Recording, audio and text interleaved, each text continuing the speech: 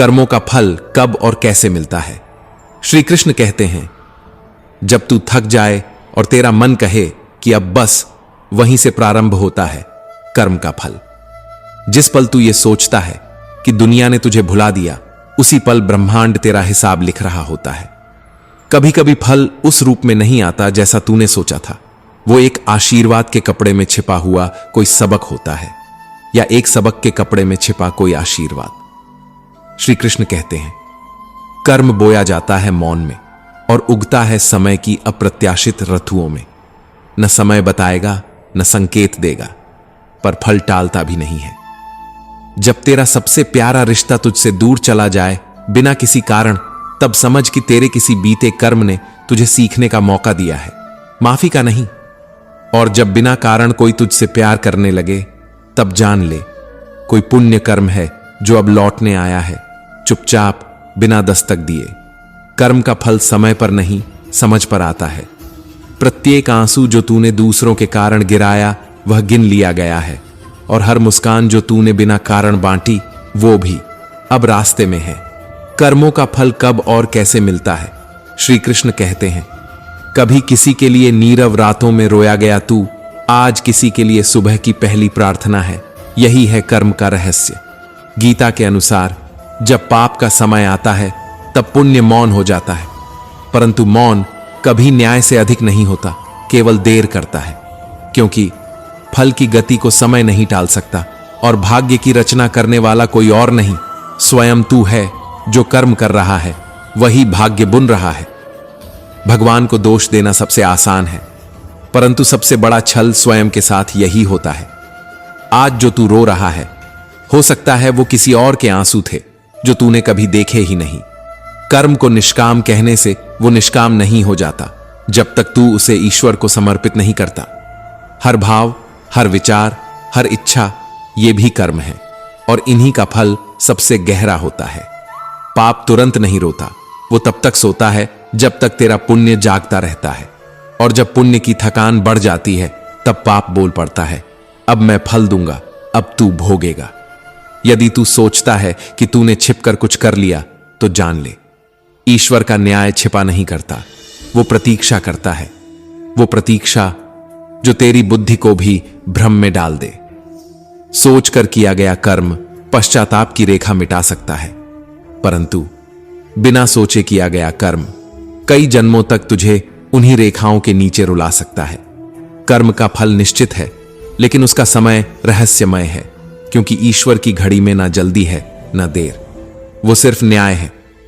इससे पहले कि हम इस विषय को गहराई से समझें, आपसे अनुरोध है कि इस वीडियो को अंत तक देखें। यदि आपको हमारा यह प्रयास पसंद आए तो वीडियो को लाइक करें और नीचे कमेंट में जय श्री राधे कृष्ण अवश्य लिखें। साथ ही अगर आपने हमारे चैनल को अभी तक सब्सक्राइब नहीं किया है तो अभी सब्सक्राइब करें और बेल आइकॉन जरूर दबाएं, ताकि हमारी हर नई प्रेरणादायक वीडियो सबसे पहले आप तक पहुंचे। श्री कृष्ण कहते हैं, कर्म बुरा हो या अच्छा, वह लौटता है तेरे पास, तेरे भीतर, तेरे ही जीवन में। अगर आज तू समझ जाए कि हर क्रिया एक चक्र है जो लौट कर आएगा, तो शायद तू कल किसी को चोट पहुंचाने से पहले एक बार खुद को देखे। श्री कृष्ण ने गीता में कहा, कर्म कर पर फल की चिंता मत कर। पर क्या तू समझा कि यह अनुमति है किसी भी कर्म की? नहीं, यह चेतावनी है कि तू अगर फल की चिंता नहीं करेगा तो भी फल तेरी चिंता करेगा, क्योंकि भगवान ने हर कर्म का परिणाम उसके भीतर ही रख दिया है। ईश्वर न्याय करता है, पर चुपचाप, धैर्य से, गहराई में। जो आज चुप है वो कल तूफान बन सकता है। अतः सोच और सोच फिर कर्म कर, क्योंकि सोचकर किया गया कर्म ही वास्तव में कर्म योग बनता है। कर्म यदि ईश्वर को अर्पित नहीं तो वो तुझे बांधता है, परंतु यदि वही कर्म तू ईश्वर को समर्पित कर दे तो वह तुझे मोक्ष के द्वार तक पहुंचा सकता है। तू क्या करेगा? बांधने वाला कर्म या मुक्त करने वाला कर्म? जो बंधन से जन्मता है वो पुनर्जन्म में उलझता है, पर जो ईश्वर के लिए होता है वो मोक्ष की ओर जाता है। जो तू कर रहा है वही तेरे भविष्य की नींव है, और नींव गहरी हो या खोखली, उसकी जिम्मेदारी किसी और की नहीं। भाग्य को कोसना सरल है, पर यह भूल मत कर कि भाग्य तेरा ही चेहरा है जिसे तूने अपने कर्मों से बनाया है। आज दुख है तो शायद कल तूने किसी और के सुख को चुराया था। प्रभु की दृष्टि में कोई क्षण व्यर्थ नहीं जाता, हर मुस्कान, हर आंसू गिन लिया जाता है। तू चाहे कितनी भी योजनाएं बना ले, अगर तेरे कर्म गंदे हैं तो तेरे भाग्य की किताब में उजाला नहीं लिखा जा सकता। जब पुण्य समाप्त होने लगते हैं तभी पाप की बारी आती है, और जब पाप की बारी आती है तब व्यक्ति को अपने ही कर्मों की परछाइयां निगलने लगती हैं। जो अभी तुम्हारे जीवन में दुहक है वह अचानक नहीं आया, वो तो तुम्हारी ही बनाई हुई छाया है, किसी भूल की, किसी अनदेखी की, किसी उस समय की जब तुम सोच सकते थे पर तुमने सोचा नहीं। कर्म करने से कोई नहीं बचा, जो नहीं करता वह भी कर रहा होता है। मौन भी कर्म है, त्याग भी कर्म है, और असंवेदनशीलता भी। हंसकर सहोगे तो दुख तब बन जाएगा, रोकर सहोगे तो वही दुख तुम्हें तोड़ देगा। क्योंकि जीवन में जो भी आ रहा है वह तुमसे पूछकर नहीं आया, वह तो तुम्हारी आत्मा के द्वारा बहुत पहले तय किया गया था। भीष्म पितामह बोले, मैंने 73 जन्मों तक ध्यान लगाया, कोई पाप नहीं दिखा, फिर ये बाणों की शैया क्यों? श्री कृष्ण मुस्कुराए, 73 नहीं 74वें जन्म तक देखो। तब तुम किशोर थे, वन में गए थे, एक टिड्डी के शरीर में कांटा चुभा दिया था, बिना कारण, बिना दया। वही कांटा समय बनकर बाणों में बदल गया। तब भीष्म की आंखें बंद हो गईं, पर अब पीड़ा में नहीं, प्रज्ञा में। धृतराष्ट्र बोले, मैंने क्या अपराध किया जो अपने 100 पुत्रों का शोक भोग रहा हूं? श्री कृष्ण ने अपने योग बल से उन्हें दिखाया, तुम एक राजा थे, स्वाद में अंधे हो गए थे। तुम्हारे रसोइये ने हंस के 100 बच्चों का मांस बनाया, तुमने बिना विचारे खा लिया, पुत्रवत प्राणियों को खा लिया। अब उन 100 बच्चों के शोक को भोगने की बारी आई है, और तुम अंधे हो गए क्योंकि तुमने देखा नहीं, सोचा नहीं, जाना नहीं। पुण्य ने 100 जन्म तक रोका, पर जब पाप की घड़ी आई तो वह 100 पुत्रों की मृत्यु बनकर आया। जो किया वही मिलेगा। यह कोई धमकी नहीं, यह चेतावनी भी नहीं, यह तो केवल न्याय है, तुम्हारे ही द्वारा, तुम्हारे लिए रचा गया, ताकि तुम सीख सको। फिर दुष्कर्म क्यों, जब हर कर्म का फल अनिवार्य है, जब हर भावना भविष्य बनती है, जब हर सोच जीवन को आकार देती है। कभी सत्संग से दंड कम हो सकता है, कभी प्रभु की कृपा प्रसाद बनकर उतरती है, पर फल टलते नहीं, केवल रूप बदलते हैं। तुम सोचते हो कोई देख नहीं रहा, पर भीतर बैठा चेतन साक्षी सब जानता है। तुम अपनी आत्मा से छिप नहीं सकते। जब तुम कर्म करते हो तो वह भविष्य का बीज बन जाता है। जिस दिन वह फलता है तब तुम्हें लगता है यह क्यों हुआ, और तब जवाब मिलता है यह तो तुमने ही बोया था। यह न्याय का खेल नहीं, यह आत्मा की यात्रा है। हर जन्म एक पड़ाव है, हर पीड़ा एक शिक्षक, हर क्षण एक दर्पण। और यह स्क्रिप्ट, यह अंत नहीं है, क्योंकि न तुम रुके हो, न तुम्हारे कर्म, न उनकी प्रतिध्वनि। शब्द रुक सकते हैं पर कर्मों की गति नहीं। तब समाप्त हो सकता है पर फल की प्रतीक्षा नहीं। प्रार्थना मौन हो सकती है पर उसका असर अनंत है। इसलिए मुस्कुराओ जब पीड़ा आए। समझो कि अब वो बीज फूट रहा है जिसे तुमने किसी भूले हुए पल में बोया था। जो छूट जाएगा उसी से मोह रखते हो, जो साथ जाने वाला नहीं है उसके लिए दिन रात रोते हो। क्या यही कमाई थी जिसके लिए आत्मा भी बेच दी, और अंत में वो भी हाथ नहीं आया? सोचो, साथ में क्या लाए थे और क्या लेकर जाओगे? श्री कृष्ण कहते हैं, जिस दिन तुमने जन्म लिया उस दिन न तुम्हारे पास दौलत थी, न मकान, न पद, न प्रतिष्ठा, न तुम्हारी जेब में जमीन की नकल थी, न ही रिश्तेदारों की सूची। सिर्फ एक सांस थी जो प्रभु ने दी थी, निशुल्क, निस्वार्थ, निशब्द। अब जब जाना होगा तो वही सांस वापस हो जाएगी, बिना पूछे, बिना तुम्हारी इजाजत के। और जो तुमने इकट्ठा किया वो सब यहीं धरा रह जाएगा। संग ना दौलत जाएगी, न ही गाड़ी, न ही वो फोटो जिस पर तुमने लिखा था माई ड्रीम लाइफ। तब साथ कौन होगा? केवल तेरे कर्म, कड़वी बातें, तानों की धार, बिना जरूरत का गुस्सा, औरों की बेइज्जती। ये सब तेरे साथ एक बोझ की तरह चलेंगे और अगले जन्म की राहों को कांटों से भर देंगे। पर वहीं यदि किसी की सेवा की हो, किसी भूखे को रोटी दी हो, किसी रोते को चुप कराया हो, किसी गरीब के बदन पर गर्मी रख दी हो, तो वो पुण्य बनकर तुझे अगली बार आंचल बनकर ढंकेंगे। जो चीज तुम्हें बुरी लगे वो कभी किसी और को मत दो। अपमान, कटुता, झूठ, ये वो धुएं हैं जो आत्मा को काला कर देते हैं। और फिर तुम सोचते रह जाते हो, मैंने तो कुछ गलत नहीं किया था, फिर ये जीवन इतना कठिन क्यों? तुम भूल गए कि कर्म आंखों से नहीं दिखते, वे आत्मा पर लिखे जाते हैं। जो बोया है वो ही उगेगा, और जो लुटाया है वही तुम्हारा है। समेटा हुआ सपना है, बांटा हुआ अपना है। तुमने रोटी बांटी, तुमने सम्मान दिया, तुमने मौन से किसी को शांति दी, तो वो सब तुम्हारे ही साथ चलने वाला सत्य बन गया। बाकी सब छाया है, भ्रम है, धोखा है। और ये जो भाग दौड़ है ना, इसका नाम है भ्रम, मकड़ी के जाले जैसा, जिसे तुमने खुद बुना और अब फंसे हो उसी में। कभी बैठकर मौन में सोचो, क्या यही शांति है? क्या यही जीवन का मूल्य है? तुम इतना डरते क्यों हो उस क्षण से जिसे तुम मृत्यु कहते हो? वो तो सिर्फ एक दरवाजा है जहां से आत्मा फिर निकलती है नई यात्रा के लिए। पर जो अपने साथ बुरे कर्म ले गया, उसकी अगली यात्रा शांति की नहीं, पश्चाताप की होगी। इसलिए अगर देना ही है कुछ, तो मीठे शब्द दो, समझदारी दो, सम्मान दो, सहानुभूति दो। ये वो सिक्के हैं जिनकी कोई सीमा नहीं, न इस लोक में न परलोक में। तिल भर नहीं ले जा सकते तुम, और तुमने जीवन भर पहाड़ समेटे। कैसी विडंबना है, खाली हाथ आए, खाली हाथ जाओगे, और बीच का जीवन भराव का धोखा बन गया। शरीर नहीं जाएगा, रिश्ते नहीं जाएंगे, नाम नहीं जाएगा, प्रसिद्धि नहीं जाएगी, और जो तुम सबसे ज्यादा समझते थे अपना, वो भी तुम्हारा नहीं था। फिर भी तुम मोह में बंधे हो, उससे जो क्षणिक है, जो टिकेगा नहीं, जो साथ नहीं चलेगा।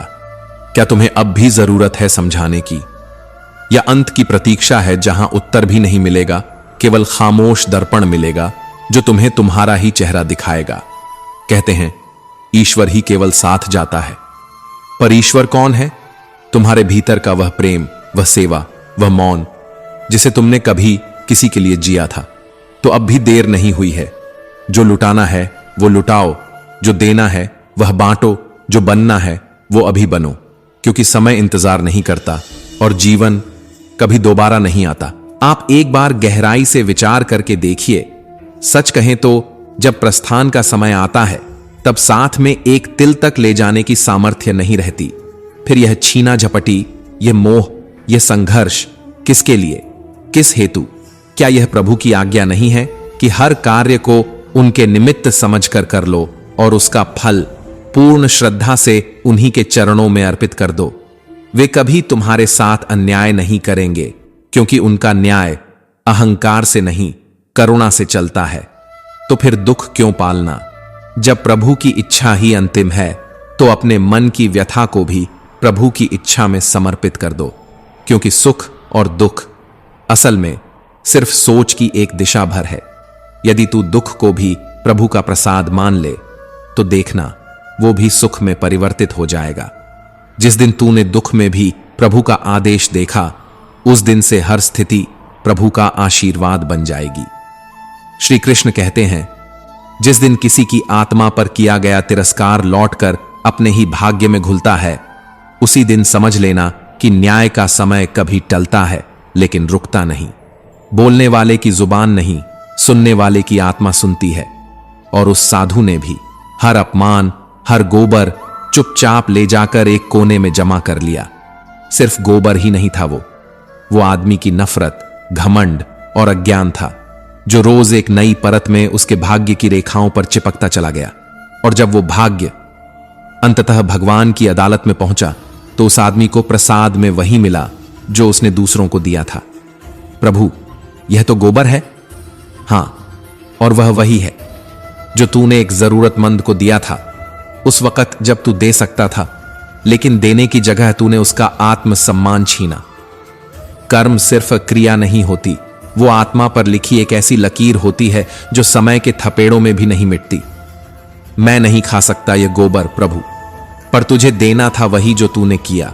और तेरा कर्म किसी भूखे को अपमानित करने का किसी ग्रंथ में नहीं, तेरे भाग्य में लिखा गया है। पर जब वह पश्चाताप की आग में झुलसने लगा, तो भगवान ने अवसर दिया, धो डाल इसे। हर दिन अपने ही कर्मों की मलिनता से खुद को शुद्ध कर। परंतु अंतिम कण वह रह ही गया। इसको तो खाना ही होगा, क्योंकि मैं क्षमा कर सकता हूं, मिटा नहीं सकता, क्योंकि कर्मों का फल कभी व्यर्थ नहीं जाता। तूने समझा नहीं कि गोबर से बदबू नहीं आती, बदबू आती है उस घमंड से जिसमें तूने एक भूखे को अपमानित किया, जिसमें तूने सोचा कि तू न्याय करता है पर तूने सिर्फ क्रूरता दिखाई। यह जीवन भी एक भिक्षा है, जो दे दिया वो तेरा नहीं, जो बांटा वही तुझसे जुड़ा रहा। हर दान, हर व्यवहार, हर अपमान किसी न किसी को नहीं, तेरे भाग्य को आकार देता है। कभी किसी को कुछ देते वक्त इसलिए सोच समझ कर देना चाहिए, क्योंकि तू जो देगा वो लौटेगा, पर जब लौटेगा तब सिर्फ तेरी जेब नहीं, तेरा संपूर्ण जीवन उसका भार उठाएगा। बोए गए कर्म फल बनकर लौटते हैं, कभी 2 साल में, कभी जन्मों बाद, कभी उसी दरवाजे पर जहां तूने कभी किसी की गरिमा को तोड़ा था। और याद रखो, भगवान केवल दृष्टा हैं, निष्पक्ष गवाह। वो न बदला लेते हैं, न माफी से छुटकारा देते हैं। वे केवल नियम निभाते हैं कि जैसा बीज वैसा फल। तू आज जो कर रहा है वो तेरे कल की भूख या तृप्ति बन जाएगा। इसलिए जब भी किसी को देखो, उसकी आत्मा की भूख को पहचानो। उसके हाथ में मत देखो, उसके हृदय को समझो। एक छोटे से गांव में, जहां हरियाली और सादगी का मेल था, एक किसान अपने परिवार के साथ रहता था। यह परिवार न केवल अपने खेतों में मेहनत करता था, बल्कि अपने दिलों में प्रेम और करुणा का दीपक भी जलाए रखता था। उनके घर में हर सुबह सूरज की किरणों के साथ साथ भक्ति और सेवा की गंगा बहती थी। वे एक संत महात्मा की सेवा में दिन रात समर्पित रहते थे। संत के उपदेश उनके लिए जीवन का आधार थे, जिन्हें वे न केवल सुनते बल्कि जीते भी थे। जरूरतमंदों की मदद करना, भूखों को भोजन देना और हर उस इंसान के चेहरे पर मुस्कान लाना जिसका जीवन दुखों से भरा हो, यही उनका धर्म था, यही उनकी पूजा थी। परिवार का प्रेम और एक अनुत्तरित प्रश्न।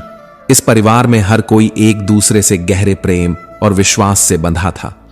उनके घर में हंसी की गूंज और स्नेह की गर्माहट हमेशा मौजूद रहती थी। लेकिन इस सुखमय जीवन के बीच एक सवाल था जो कभी कभी उनके मन को कुरेदता था।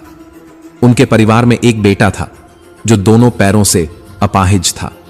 वह नन्हा सा बच्चा, जिसके चेहरे पर मासूमियत की चमक थी, जिसके सपनों में उड़ान थी, लेकिन जिसके पैरों को जमीन ने जकड़ रखा था।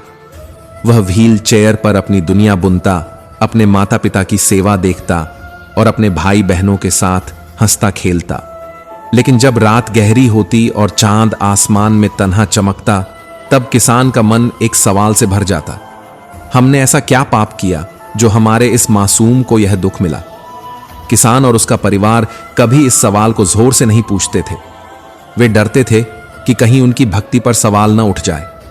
लेकिन मन के किसी कोने में यह विचार बार बार आता था, हमने तो हमेशा दूसरों के लिए जिया, हर जरूरतमंद के लिए अपने दरवाजे खोले, फिर भी हमारे इस फूल से बच्चे को यह कष्ट क्यों?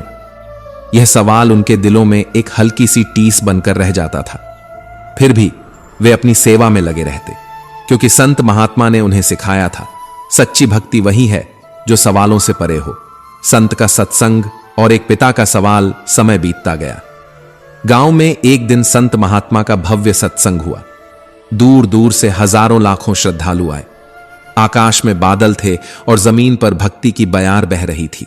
लोग संत के एक एक शब्द को अपने दिलों में उतार रहे थे। संत महात्मा के उपदेशों में जीवन का सार था, प्रेम, करुणा और सत्य का रास्ता। प्रवचन के अंत में जब संत ने कहा, यदि किसी के मन में कोई शंका हो तो पूछ लें, यह सत्संग सत्य की खोज के लिए है, तब सभा में एक गहरी खामोशी छा गई। उस खामोशी को चीरते हुए उस अपाहिज बच्चे के पिता ने हिम्मत जुटाई। वह उठा और उसकी आवाज में दर्द, विश्वास और एक अनुत्तरित प्रश्न की गूंज थी। हे महात्मा, उसने कहा, हमारा परिवार आपके हर उपदेश को जीता है। हमने कभी किसी का बुरा नहीं सोचा, न ही किसी का बुरा किया। जरूरतमंदों की सेवा में हमने अपनी जिंदगी समर्पित कर दी। फिर भी मेरे बेटे को यह अपाहिजपन क्यों? उसका क्या दोष था जो उसे यह दुख मिला? क्या हमारी भक्ति में कोई कमी रह गई? सभा में सन्नाटा छा गया। हर आंख उस पिता की ओर थी और हर दिल उस सवाल के जवाब का इंतजार कर रहा था। संत महात्मा ने गहरी सांस ली। उनकी आंखों में करुणा थी और चेहरे पर एक ऐसी शांति जो सत्य को जानने वालों की होती है।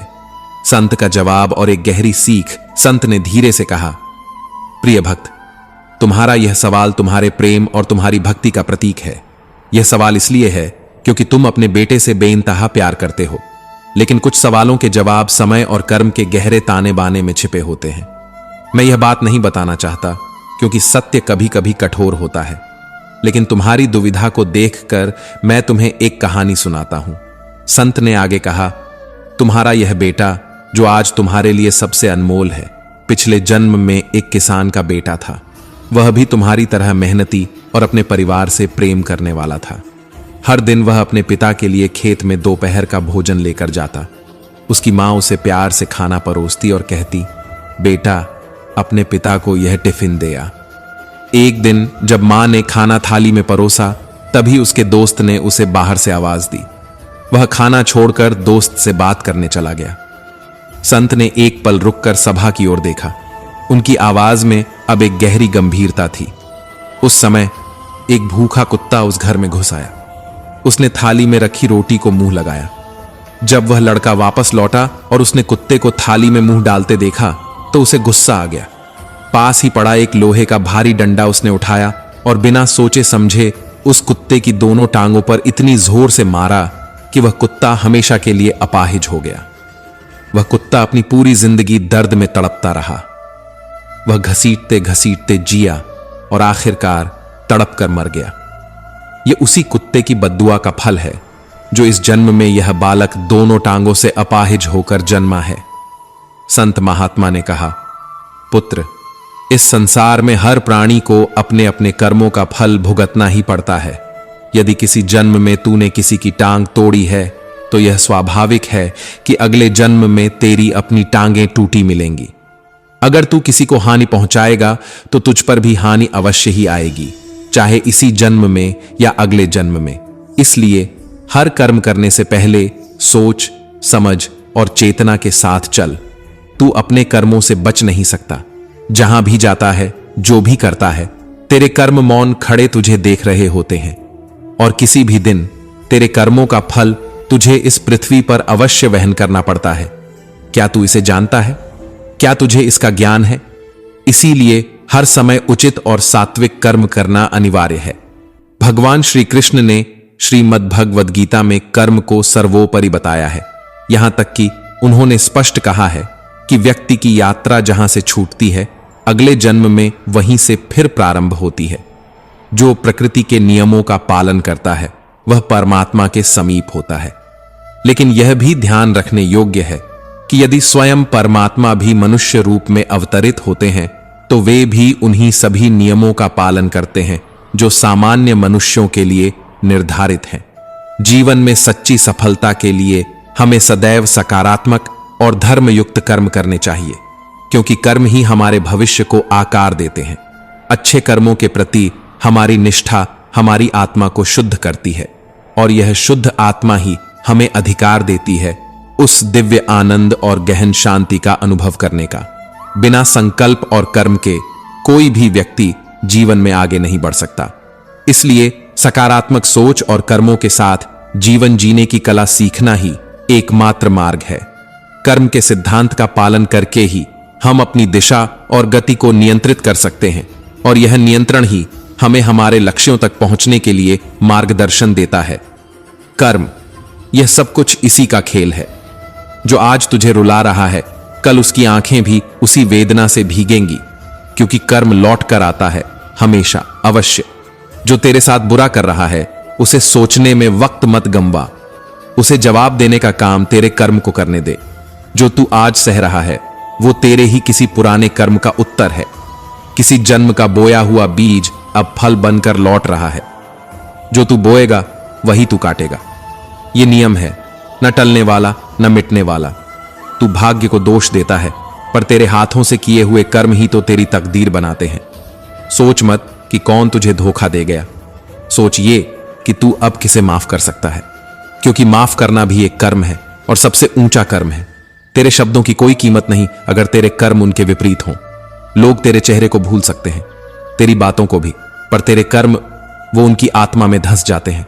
तू फूल बिछाएगा तो फूल लौटेंगे, कांटे बोएगा तो लहू भी तेरा बहेगा। जो तू कर रहा है वही तेरे भविष्य की मिट्टी है।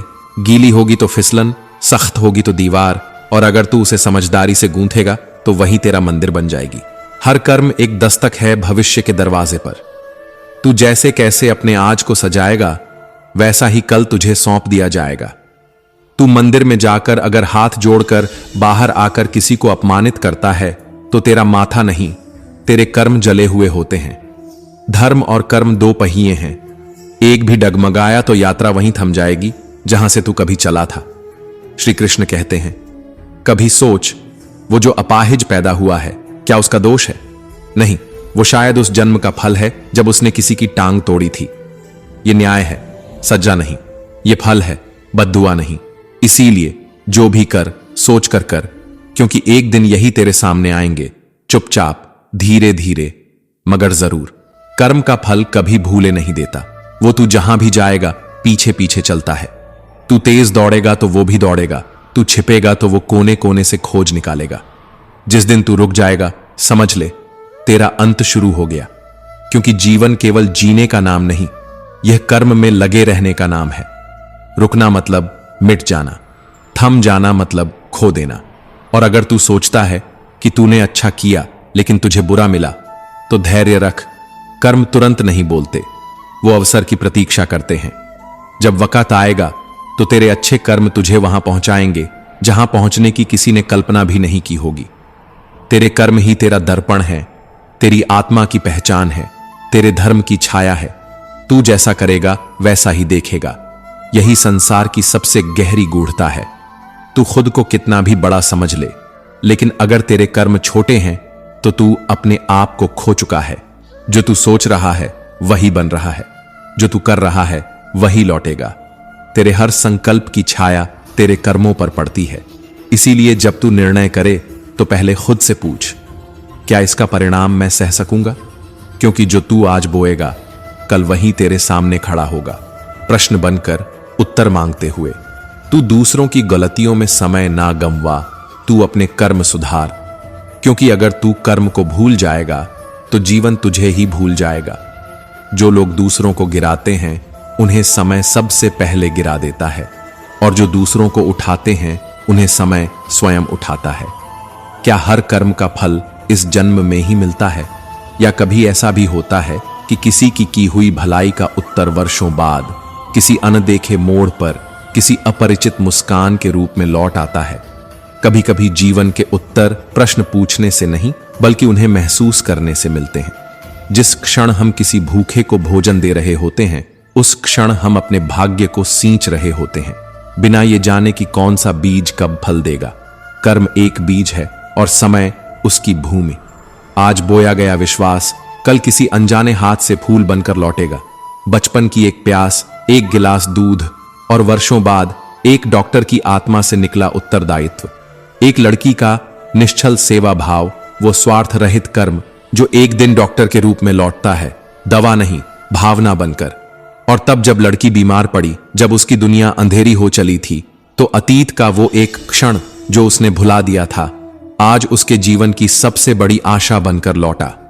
डॉक्टर ने इलाज के अंत में सिर्फ एक पंक्ति लिखी, इसका भुगतान तो वर्षों पहले हो चुका था जब आपने बिना मूल्य एक गिलास दूध दिया था।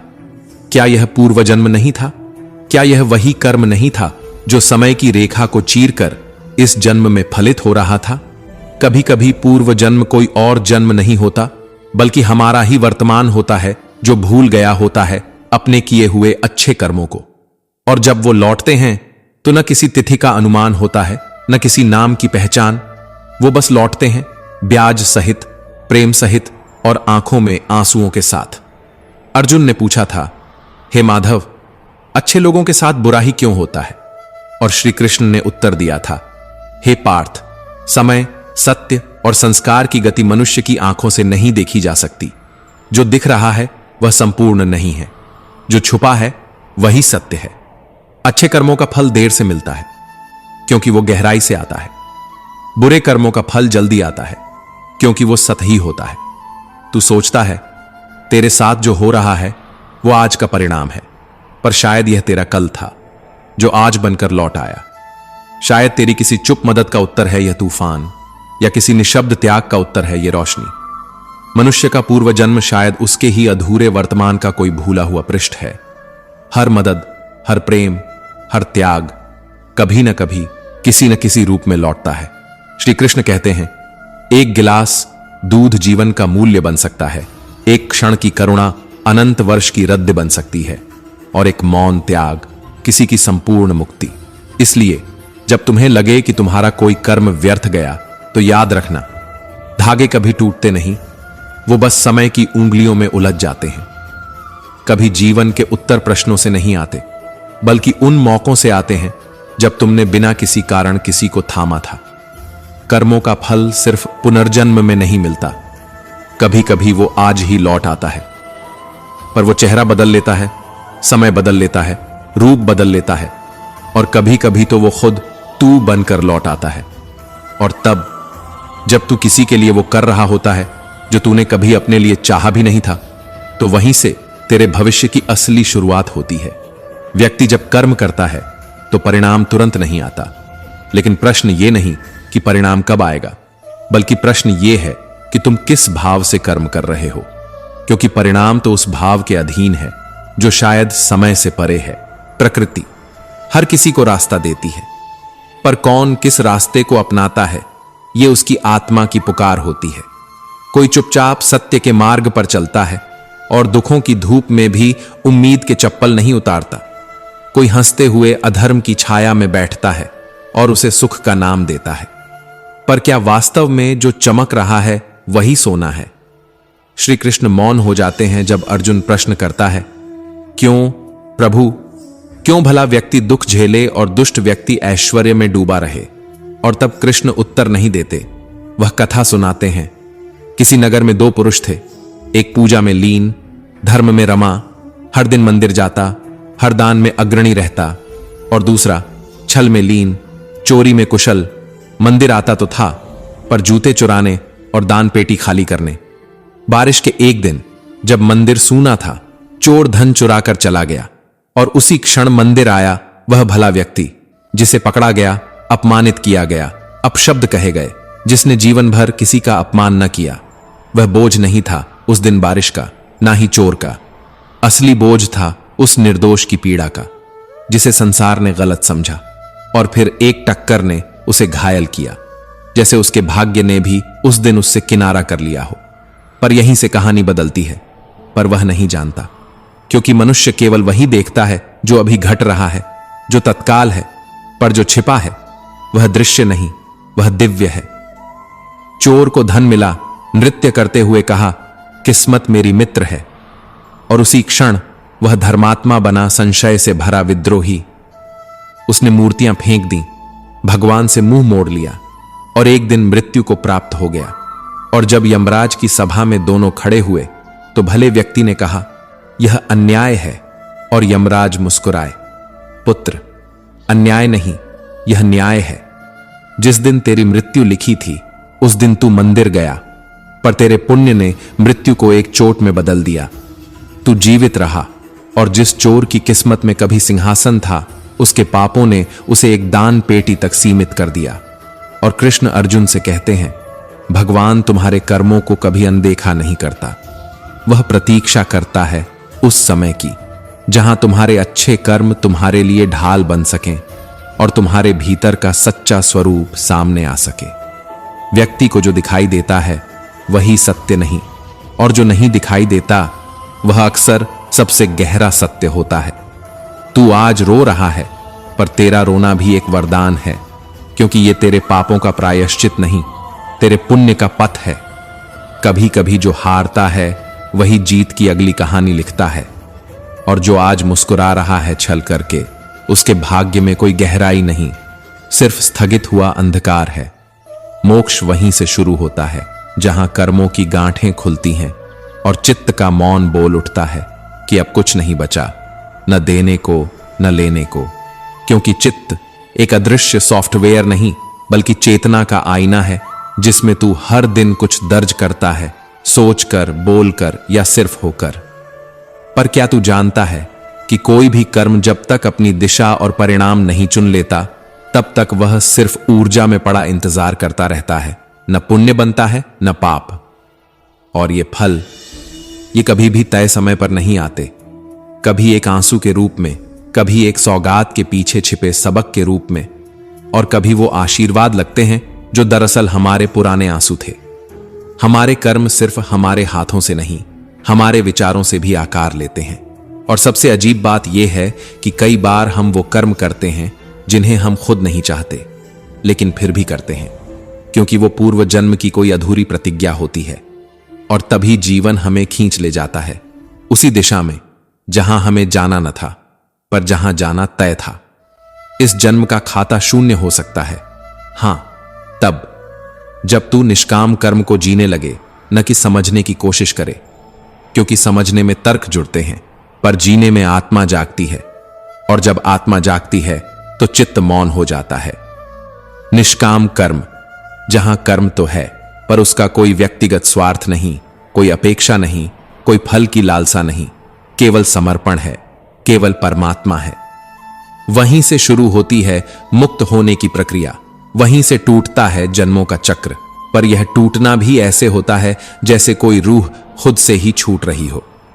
कई बार हम सोचते हैं जो आज हम भुगत रहे हैं वह हमारे आज के कर्मों का परिणाम है, पर क्या पता यह कल की किसी रूह का दर्द है जो अब हमारे आज के शरीर में उतर आया है। और इसीलिए हम हर उस कर्म को जी रहे हैं जो कभी हमने किया ही नहीं, बल्कि जो हमने बनकर किया था। और जब चित्त शांत होता है तब जीवन की गति बदल जाती है। कुछ अचानक सरल हो जाता है, कुछ बिना कारण कठिन हो जाता है। बस यही संकेत होता है कि कुछ अदृश्य संतुलन स्थापित हो रहा है। कर्म केवल क्रिया नहीं, एक ऊर्जा है जो तब तक साथ चलती है जब तक उसके पीछे की भावना मुक्त न हो जाए। गरुड़ पुराण की एक ही पुकार है, जो जैसा बोएगा वही भोगेगा, चाहे वह बोना मुस्कुराहट में था या छल में, चाहे वह पुण्य की चुप्पी थी या पाप का दिखावा। और फिर ये जीवन, ये कोई व्यक्तिगत यात्रा नहीं, यह एक आरण है, आत्मा पर चढ़ा हुआ, जन्मों से बंधा हुआ और हर बुरे कर्म से थोड़ा और भारी होता हुआ। जो पुण्य छल से भीग जाए वह पाप बन जाता है, और जो पीड़ा निस्वार्थ हो वह तपस्या बन जाती है। और यही तपस्या कभी कभी चुपचाप हमारे कर्मों की गठरी को हल्का कर देती है, बिना किसी को बताए, बिना किसी फल की मांग किए। मनुष्य को 84 लाख योनियों की यात्रा के बाद यह मानव जीवन मिलता है। यह कोई साधारण देह नहीं, बल्कि मोक्ष का एकमात्र द्वार है। और यह द्वार खुलता है तब जब तू भीतर से खाली होता है, जब तू अपने कर्मों की रसीदें समर्पण में फाड़ देता है। धन, वह भी एक प्रकार की परीक्षा है। अधिक हो तो विनम्रता मांगता है, और कम हो तो धैर्य। पर सबसे बड़ा पाप यह नहीं कि धन नहीं है, सबसे बड़ा पाप यह है कि जब था तब उसका उपयोग न किया गया, और जब नहीं था तब दूसरों को लूटा गया। तू सोचता है कि आज जो कष्ट है वह इस जन्म का है, पर क्या पता यह दुख उस जन्म की सजा है जहां तू मुस्कुराया था किसी और की पीड़ा पर। या ये आंसू उस आत्मा के हैं जो किसी दिन तेरे कारण टूटी थी और अब वही तेरे भीतर से बह रही है। शास्त्रों में वर्णन है, यदि अच्छे कर्म अधिक हैं तो बुरे कर्मों का फल इसी जन्म में मिलेगा, ताकि अच्छे कर्मों का फल अगले जन्म तक सुरक्षित रहे। और यदि बुरे कर्म अधिक हैं तो अच्छा भोग अभी मिलेगा, ताकि अगला जन्म तेरे पापों का पूरा मैदान बन सके। पर सवाल यह नहीं कि फल कब मिलेगा, असली सवाल है तू उस फल के लिए किस भाव से कर्म कर रहा है। क्योंकि यदि वह भावना स्वार्थ है तो फल भी तुझसे दूर होगा, और यदि वह त्याग है तो फल स्वयं दौड़ कर आएगा, पर तुझसे कुछ मांगेगा नहीं। कभी किसी से छल करके उसके हिस्से की मुस्कान चुराकर तू अपना भाग्य नहीं संवार सकता, क्योंकि ईश्वर की न्याय तुल्ला में भावना का वजन शब्दों से अधिक होता है। और जैसे ही तेरी आत्मा यह समझ जाती है कि उसका मार्ग सिर्फ प्रेम, सेवा और शांति है, उसी क्षण तेरा चक्र पूर्ण हो जाता है। पर ध्यान रहे, यह चक्र समाप्त नहीं होता तब जब तू सफल हो जाए, यह समाप्त तब होता है जब तू तृप्त हो जाए। और तृप्ति वह स्वर्णिम द्वार है जिसके पार केवल वही पहुंचता है जो भीतर से रिक्त होता है और पूर्ण भी। श्री कृष्ण कहते हैं, मनुष्य को अपने घर परिवार की जिम्मेदारियां निभाते हुए भी कर्म में सच्चाई रखनी चाहिए। क्योंकि वही दैवीय शक्तियों की दिशा तय करती है। सच्चाई जब जीवन का हिस्सा बनती है तो कठिनाई उसका शत्रु नहीं, उसका गुरु बन जाती है। बुरी संगति सिर्फ समय बर्बाद नहीं करती, वह आत्मा की दिशा बदल देती है। इसलिए अपनी संगत को चुनते समय यह न देख कि वे तुझे क्या दे सकते हैं, यह देख कि वे तुझे क्या बना सकते हैं। और जब पूर्व जन्म का कर्म चक्र पूर्ण होता है, जब सभी आण चुक जाते हैं, सभी आंसू बह जाते हैं, सभी इच्छाएं शांत हो जाती हैं, तब आत्मा मोक्ष के द्वार को खटखटाती नहीं, वह बस पार हो जाती है। क्योंकि उस क्षण न प्रश्न बचते हैं न उत्तर, बस एक मौन बचता है जहां आत्मा को उसकी असली पहचान मिलती है। कभी कभी जब भीतर से कोई आवाज कहती है अब बहुत हुआ, तब असल में प्रारब्ध बोल रहा होता है। और प्रारब्ध क्या है? यह कोई तर्क नहीं, यह कोई प्रश्न नहीं, यह उत्तरों की वो गहराई है जो हमारी आत्मा में जन्म जन्मांतरों से संचित हुई है। पाप का फल कब मिलेगा? जब तुम्हारी आत्मा पुकारेगी और तुम्हारा अंतर्मन चुप रहेगा, तब पाप तुम्हारे सामने खड़ा होगा बिना बुलाए। अगर पाप अधिक है तो वह अगला जन्म मांगेगा, अगर कम है तो वह इस जन्म में ही तुम्हें रुला देगा। हर पाप अपने समय पर अपनी चुप्पी में शोर करता है। और पुण्य क्या है? पुण्य वह श्वास है जो किसी के लिए बिना चाह के ली जाती है। पुण्य वो मुस्कुराहट है जो किसी गम को बांटने में मिलती है। पुण्य वो मौन है जो दान में बदलता है और कर्ता को विस्मृत कर देता है। क्या दान ही सबसे बड़ा कर्म है? नहीं, दान सिर्फ एक रूप है। सबसे बड़ा कर्म है अकर्ता भाव। जब तुम कुछ करो पर मैं न बोलो, वही सबसे सुंदर कर्म है। और जो मैं के साथ करते हैं वो अच्छे कर्म हो सकते हैं पर उत्तम नहीं। गीता में कर्म क्या है? गीता कहती है कर्म वह नहीं जो हाथ करता है, कर्म वह है जो आत्मा चुनती है। जिसे करते हुए मैं मिट जाए वो कर्म है, जो तुम्हें मुक्त करे वो कर्म है, जो बांधे वो व्यापार है। तो अच्छा कर्म कैसे बनता है? विचार से। विचार बनता है संगत से, संगत बनती है वातावरण से, वातावरण बनता है आत्मा की ऊर्जा से, और आत्मा की ऊर्जा बनती है श्रद्धा, शांति, शिव से। क्या पार्थ शिवलिंग इस ऊर्जा का स्रोत बन सकता है? हां, पार्थ शिवलिंग कोई पत्थर नहीं, वह ऊर्जा का केंद्र है। उसे घर में रखें पर विधि से, उसे पूजें पर भावना से, उसे समझें पर श्रद्धा से। प्रारब्ध, प्रारब्ध वो बीज है जो पिछले जन्म में बोया गया था और इस जन्म में फल बन चुका है, चाहे वह मीठा हो या कड़वा। तुम चाहो या न चाहो उसे भोगना ही पड़ेगा। पर यह भोग भी मोक्ष का मार्ग बन सकता है, क्योंकि यदि भोगते हुए भी तुम भीतर मौन रहो, शुद्ध रहो, निष्काम रहो, तो यही प्रारब्ध तुम्हारे पंख बन जाता है। क्या स्त्री का अपमान सबसे बड़ा पाप है? हां, क्योंकि स्त्री को केवल स्त्री मत समझो, वह सृजन है, वह ब्रह्म है, वह चेतना है। जो सृजन का अपमान करता है वह सृष्टि का अपमान करता है। द्रौपदी के अपमान ने धर्म युद्ध को जन्म दिया। समझो, अपमान कभी सिर्फ एक घटना नहीं होता, वह इतिहास बनता है। क्या हम अच्छा बुरा सोचकर तय कर सकते हैं कि क्या कर्म करें? नहीं, तुम्हारा कर्म तब अच्छा होता है जब तुम्हारी सोच स्वार्थ से मुक्त हो, और यह सोच बनती है विचारों से, विचार संगत से, संगत आत्मा की दिशा से। तो सबसे अच्छा कर्म कौन सा है? वो जो किया जाए पर मैंने किया न कहा जाए, वो जो तुम भूल जाओ पर किसी और की जिंदगी में उजाला छोड़ जाए। धर्म और कर्म में बड़ा कौन है? धर्म सिर्फ एक ढांचा है, कर्म उसकी आत्मा है। धर्म तब तक मौन है जब तक कर्म उसे आवाज न दे, और कर्म तब तक अधूरा है जब तक वह धर्म से जुड़ा न हो। लेकिन अच्छे कर्म का फल कब मिलेगा? कभी नहीं, क्योंकि अच्छा कर्म बदले की भावना से नहीं होता, और जब होता है तो उसका फल मौन होता है। वह तुम्हें नहीं, तुम्हारी आत्मा को मिलता है। तो क्या यह चक्र कभी टूटेगा? हां, उसी दिन जब तुम अच्छा कर्म करोगे पर फल की इच्छा नहीं रखोगे, उसी दिन जब तुम किसी के आंसू पोंछोगे और उसके बदले मुस्कान की अपेक्षा नहीं रखोगे। ये वही जीवन है जो तुम्हें अपने कर्मों से पहचानता है। ये वही जीवन है जो तुम्हें तुम्हारे कर्मों से दंड भी देता है। और फिर जब समय आता है तो वही जीवन तुम्हें तुम्हारी ही चुप्पियों में उलझाकर तुम्हारी आत्मा के आईने में खड़ा कर देता है। वहां कोई नहीं होता, सिर्फ तुम और तुम्हारे कर्म। बाहर आजादी की बात करना आसान है, मगर भीतर अगर तुम्हारा विवेक कैद है तो वो आजादी केवल भ्रम है, क्योंकि एक गलत कर्म तुम्हारी सारी आजादी को जकड़ सकता है और फिर वो एक क्षण तुम्हें वर्षों की पश्चाताप में बदल सकता है। तू चाहता है मुक्ति, तो अपने कर्मों को देख, क्योंकि यही कर्म हैं जो तुझे स्वर्ग तक भी ले जाते हैं और यही तुझे अंधेरे नरक में भी पटक सकते हैं। देवता तक नहीं समझ पाए कर्म की गहराई, फिर तू क्या ही समझ पाएगा। श्री कृष्ण कहते हैं, मनुष्य का शरीर केवल एक माध्यम है कर्मों के फल को भोगने का।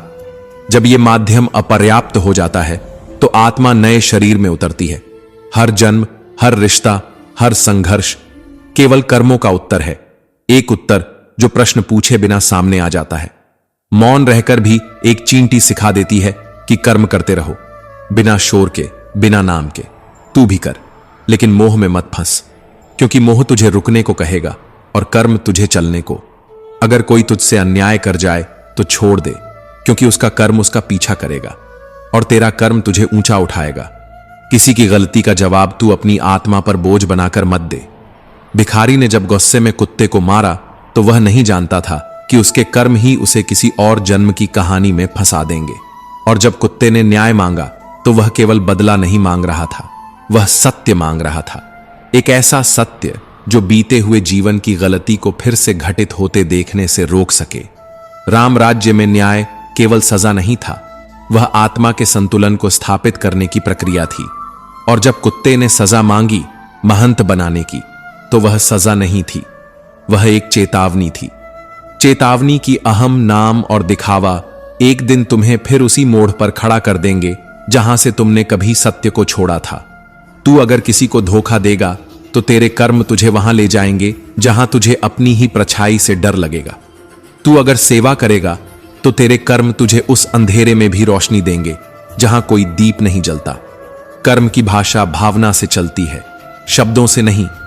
और जब तू अपने अंतर मन में उतरता है तब तुझे समझ आता है कि कर्म केवल क्रिया नहीं है, वह तेरी आत्मा की आकांक्षा है, तेरे जीवन का उद्देश्य है। जिसने मौन में सेवा की उसकी गूंज सदियों तक रहती है। जिसने अपने जीवन को सत्य और धर्म के लिए समर्पित किया उसका पुनर्जन्म भी तपस्वी बनता है।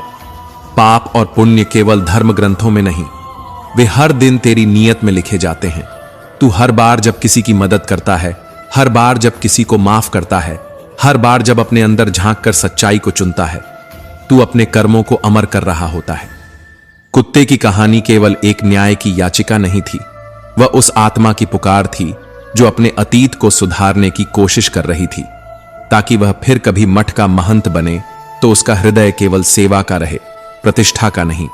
कभी कभी सज्जा वो नहीं जो दर्द देती है, बल्कि सज्जा वो होती है जो तुम्हें वहीं वापस भेजती है जहां से तुम गिरे थे, ताकि तू वहां खड़ा होकर फिर वही गलती न दोहराए।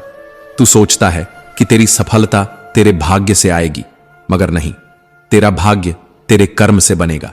भाग्य वह है जो तेरा कर्म तैयार करता है। और जब तू अपने जीवन के उत्तरदायित्व को समझता है तब तू जानता है कि तू ही अपना निर्माता है।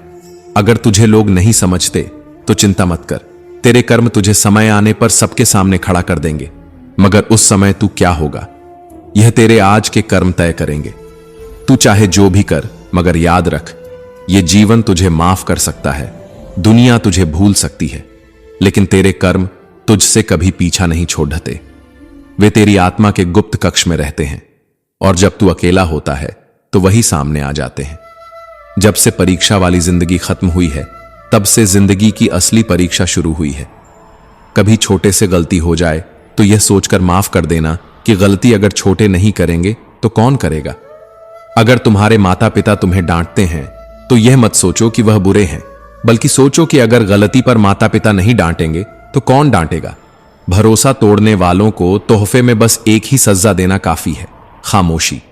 ऐसी खामोशी जो उम्र भर बोले भी तो टूटे नहीं। अगर तुम अकेले पड़ गए हो तो उदास मत हो, अकेला वही होता है जो सबसे सही फैसला करता है। पसंदीदा चीज का मिल जाना भी इम्तिहान है और उसका खो जाना भी इम्तिहान है। इंसान को हमेशा उसकी सबसे प्यारी चीजों से ही आजमाया जाता है। छल में भले बल हो, लेकिन प्रेम में आज भी हल है। द्वार भले बुरा हो सकता है पर मंजिल नहीं। मंजर धुंधला हो सकता है लेकिन दिशा नहीं। जो चीज हमारे पास होती है उसकी कद्र नहीं करते, और जब वह चली जाती है तब उसके लिए आंसू बहाते हैं। सच्चा स्नेह वही है जो कभी तुम्हारा बुरा ना चाहे, भले ही तुम्हें कड़वे शब्द कह दे। श्वास और विश्वास दोनों में फर्क है, पर काम एक ही है। श्वास चला गया तो शरीर मरता है, विश्वास चला गया तो आत्मा। आदत, कसम और कलम, इन तीनों को सोच समझकर उठाओ, ये बहुत भारी पड़ते हैं। कुछ अलग करना है तो भीड़ से हटकर चलो।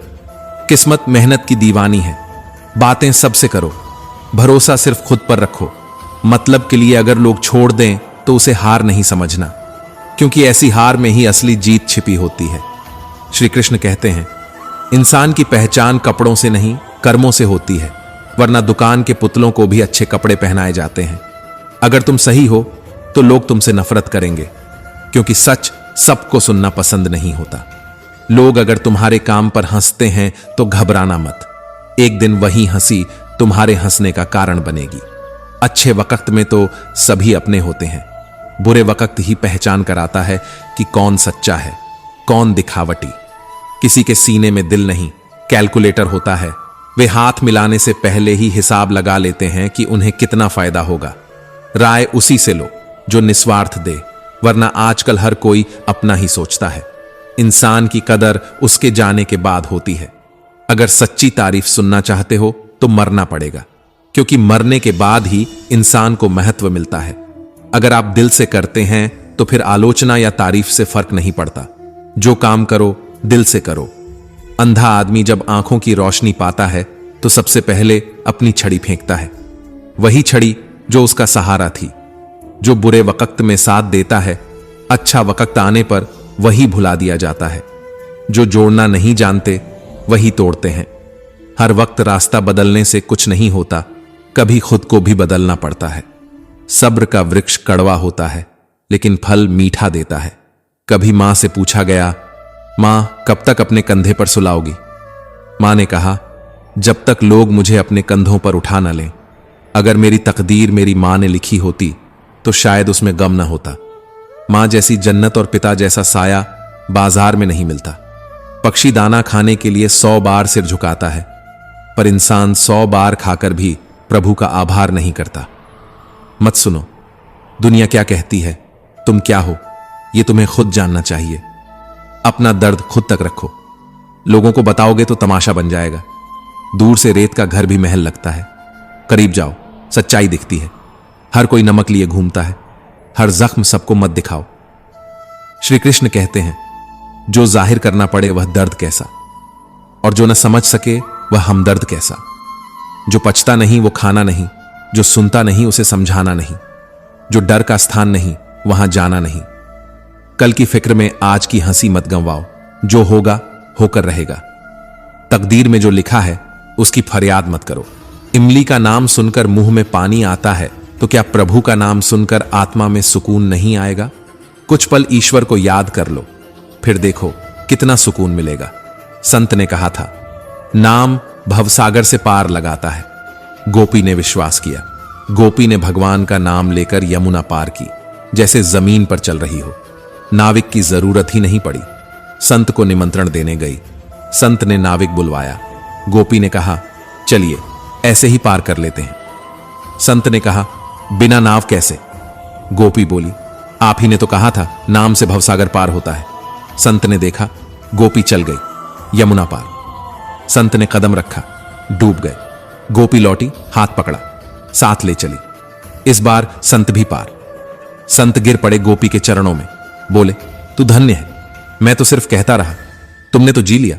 और यह वही नाम है जो बिना दाम के तुम्हें पार ले जाए। वही नाम जो रोते दिल को भी मुस्कान दे। वही नाम जो भीड़ में भी तन्हाई मिटा दे। जो इस नाम में रम गया उसे फिर कभी कोई भ्रम नहीं रहा। वो नाम जिसमें अंत नहीं, वो भाव जिसमें सीमा नहीं, और वही जीवन जिसमें यह नाम बस जाए, बस वही मोक्ष है। यह रही आपकी स्क्रिप्ट। शुद्ध वर्तनी, गहराई, भावनात्मक टोन, उल्टी सीधी संरचना और निरंतर प्रेरणात्मक बहाव के साथ नाम से यमुना नहीं, जीवन की सूखी आत्मा पार होती है। शब्द चुप थे, भावनाएं बोल रही थीं। संत बोले थे, नाम का स्मरण भवसागर पार करा देता है। पर गोपी ने तो सिर्फ भवसागर नहीं, संदेह भी पार कर लिया था। कदम यमुना में नहीं, आस्था की मिट्टी पर पड़े थे। नदी नहीं हटी थी, बस भय की लहरें थम गई थीं। सुनो, इमली का नाम लो, मुंह में पानी आता है। पर जब तुम प्रभु का नाम लो और आत्मा में ठंडक न हो, तो शायद तुम्हारा उच्चारण ठीक नहीं या मन भटका हुआ है। बाजार में सब कुछ बिकता है, पर मां जैसी जन्नत नहीं। और जब मां की हथेली पर तकदीर की स्याही होती, तो शायद कोई गम न लगता। जिसने खुद को खो दिया, उसे कोई रास्ता नहीं भटकाता। जो भीतर से टूटा हो, उसे दुनिया की भीड़ न डरा सकती है। पर यह कथा कहां रुकी? क्योंकि गोपी ने तो बस एक संत की बात सुनी थी, पर संत ने गोपी की सच्चाई को जीते हुए देखा। नाम लिया, पैर बढ़ाया, नदी ने रास्ता दे दिया। पर संत नाम लिया और डूब गया। तब समझ आया, जो कहता है वह नहीं, जो करता है वही जानता है नाम की गहराई। और यही जीवन है, जो दिल पर बीते वह जबान पर न लाना। हर दर्द को पन्नों में लिखोगे तो लोग किताब नहीं, तमाशा समझेंगे। दुनिया में बहुत हैं जो पूछते हैं कैसे हो, पर कम ही हैं जो रुककर जवाब भी सुनते हैं। संत ने कहा, मैंने तो नाम की कथा सुनाई थी, तूने तो नाम को जी लिया। गोपी मुस्कुराई, बोली, नाम को बोलने से पहले सुनना सीखिए बाबा। नाम तब पार लगाता है जब उसमें खुद को डुबो दिया जाए, और वहीं से कथा फिर उलटी चलती है।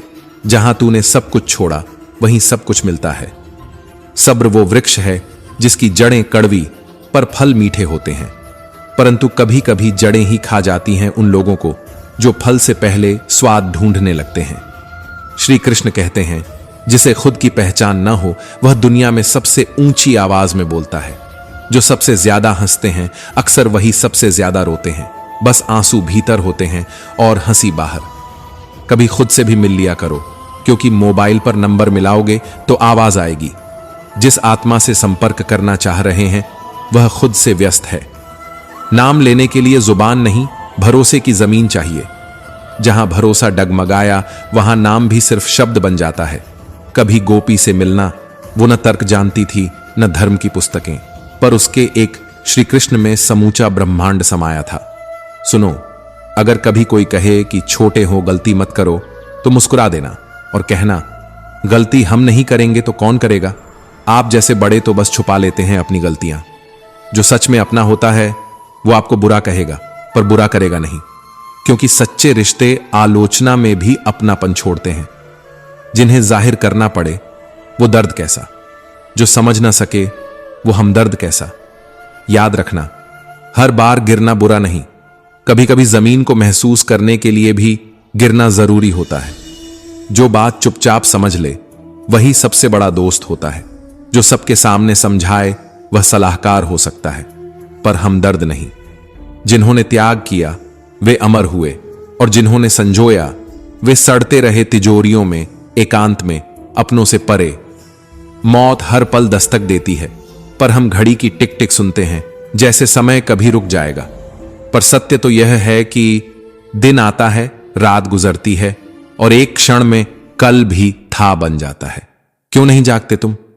क्यों नहीं थाम लेते उस पल को जिसमें तुम्हारा कल्याण छिपा है? जो व्यक्ति अपने ही समय को बर्बाद करता है, वह धीरे धीरे अपने ही जीवन की कब्र खोदता है, हंसते हुए अनजान बना। एक दिन आएगा जब तुम्हारे अधूरे काम, तुम्हारी अनकही बातें, तुम्हारा अनछुआ प्रेम सब साथ छोड़ देंगे, और मृत्यु कहेगी, चलो अब तुम्हारा समय समाप्त हुआ। पर वही तो जीवन की विडंबना है, जो सबसे महत्वपूर्ण है, उसे ही हम सबसे अंत में समझते हैं। गरीबी, हां, स्वेच्छा से स्वीकार की गई गरीबी, वह एक अमृत है जिसे चखा नहीं, वह कभी शांत नहीं हुआ। क्योंकि जब तुम सब कुछ त्यागते हो, तभी तो तुम्हारे भीतर कुछ उठता है, एक ज्वाला जो आत्मा को प्रकाश में बदल देती है। धन का मोह नहीं, बल्कि उसका भार होता है, जो मनुष्य को झुकाता है और आत्मा को बांधता है। त्याग कठिन है, हां, पर उस अच्छे व्यक्ति के लिए सहज है जो पवित्र जीवन जीना चाहता है। जिसने भीतर के अंधकार को देखा है, वह बाहरी रोशनी से कभी चकाचौंध नहीं होता। धनवान डरा रहता है, हर रात उसे नींद नहीं आती, क्योंकि उसकी तिजोरी से लिपटी है मृत्यु की परछाई। जबकि त्यागी सोता है शांति से फर्श पर लेटकर भी उसे पता है मेरे पास कुछ भी नहीं है, इसलिए खोने का डर भी नहीं है। पर जिसने मोह त्यागा वह एक नया जीवन जीता है, जहां इच्छाएं नहीं केवल प्रयोजन होता है। इच्छाएं पूरी करने से नहीं छोड़ने से मनुष्य महान बनता है। त्याग से ही तो मोक्ष मिलता है, वह मोक्ष जहां दुख भय मोह सब समाप्त हो जाते हैं। श्री कृष्ण कहते हैं, अपने मन को स्थिर करो, मोह को छोड़ दो और शांति को आत्मा में उतार लो। जो मनुष्य हर बात पर चिंता करता है वह एक जहर पाल रहा है जो धीरे धीरे आत्मा को खा जाता है। और यह दुनिया दो हिस्सों में बंटी है, एक वे जो अंधकार में खोए हैं और दूसरे जो ज्ञान के प्रकाश से जल रहे हैं। बीच में जो हैं वे सबसे ज्यादा रोते हैं। जो स्वयं को दुखी करते हैं वे सबसे ज्यादा नुकसान उठाते हैं। अपने ही स्वर्ण को जला डालते हैं दूसरों की चमक देखकर। पर जो ईर्ष्या नहीं करते, जो विद्वानों को सम्मान देते हैं, जो धर्म को किसी भी स्वर में पहचान लेते हैं, जो सुनते हैं समझते हैं और फिर स्वयं का मार्ग बनाते हैं, वे अमर होते हैं। क्योंकि वे आलसी नहीं होते, वे समय पर जागते हैं, समय पर चलते हैं और समय के साथ नहीं समय से पहले बढ़ते हैं। उनका सुख कोई देख नहीं पाता क्योंकि वह भीतर जलता है, धीरे धीरे शब्दहीन। और अंत नहीं, इसका कोई अंत नहीं है, क्योंकि जो जीवन को समझ गया वह जानता है हर अंत एक आरंभ है और हर आरंभ एक त्याग की कोख से जन्म लेता है। कभी कभी चुप रह जाना युद्ध टाल देता है, परंतु हर टला युद्ध भीतर एक तूफान छोड़ जाता है जिसे कोई और नहीं केवल तुम सहते हो, अकेले। क्या आपने कभी सोचा है कि उस चुप्पी की भी एक कीमत होती है जो आपने केवल इसलिए ओढ़ ली थी क्योंकि सामने वाला शक्तिशाली था? पर गीता में कहा गया है, जब अधर्म बढ़ता है, जब पाप सिर चढ़कर बोलता है, तो चुप रहना सबसे बड़ा पाप बन जाता है।